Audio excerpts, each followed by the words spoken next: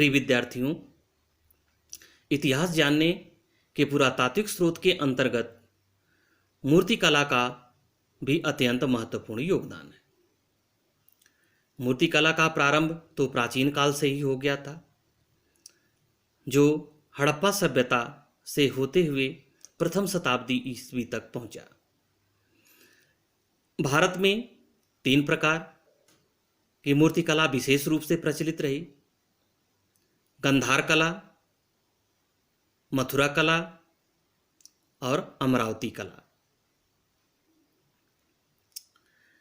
गंधार कला और मथुरा कला का विकास कुषाण शासक विशेष करके कनिष्क के समय में हुआ और अमरावती कला का विकास सातवाहन शासकों के समय में दक्षिण भारत में हुआ।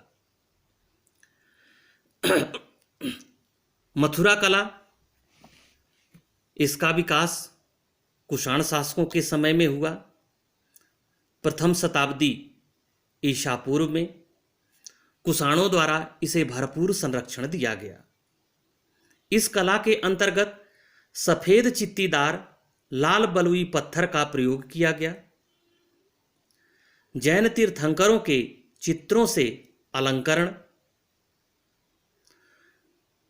कुषाण शासकों की मूर्तियां माठ में पाई जाती हैं, जो कि उनकी शरदकालीन राजधानी थी।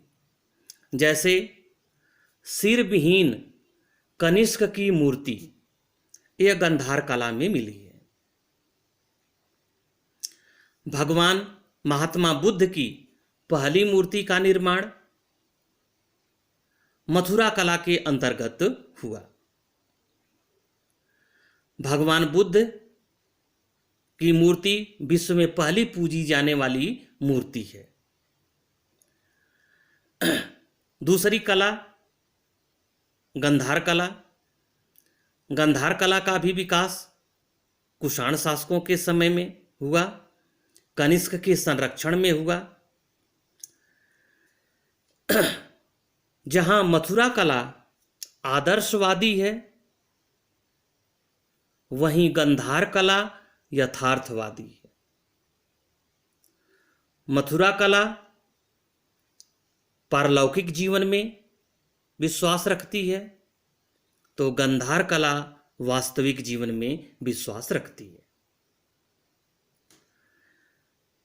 इन दोनों कलाओं के अंतर्गत अतिरिक्त अमरावती कला का विकास सातवाहन शासकों के समय में हुआ और अमरावती कला की सर्वप्रमुख विशेषता थी सफेद संगमरमर का प्रयोग।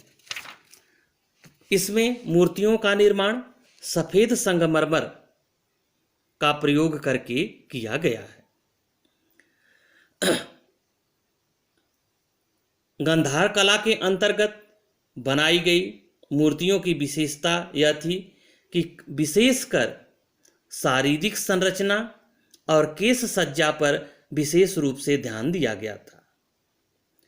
गंधार कला के अंतर्गत अफगानिस्तान के बामियान में विश्व की सबसे ऊंची बुद्ध प्रतिमा का निर्माण किया गया था। फिर है गुप्त काल। गुप्त काल में सुल्तानगंज से जो मूर्ति मिली है, उसकी अपनी अलग विशेषता है। सुल्तानगंज से भगवान बुद्ध की प्रतिमा प्राप्त हुई है और गुप्त काल में भी भगवान बुद्ध की ही सर्वाधिक मूर्तियों का निर्माण किया गया। इस प्रकार मूर्तिकला के माध्यम से भी उस समय की सामाजिक स्थिति, धार्मिक स्थिति आदि के संबंध में हमें जानकारी प्राप्त होती है। Thank you. इन सब फैक्ट को आप लोग याद रखना बेटे, प्रतियोगी परीक्षाओं में यह बहुत महत्वपूर्ण भूमिका निभाएगा आप लोगों को। Thank you.